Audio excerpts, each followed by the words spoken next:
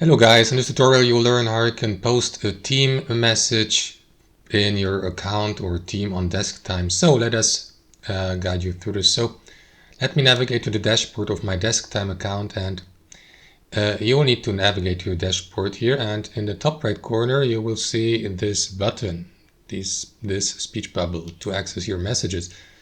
So if you'd like your co-workers and team members, if you'd like to notify them of something, you may leave a message here and then type in the message, for example, I don't know,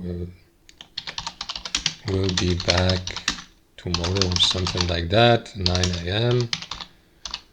You can leave your username, for example, click into save, and you will see the message here, right? So you, of course, as the author, are authorized to remove the message, and other users will, they can leave their messages here as well.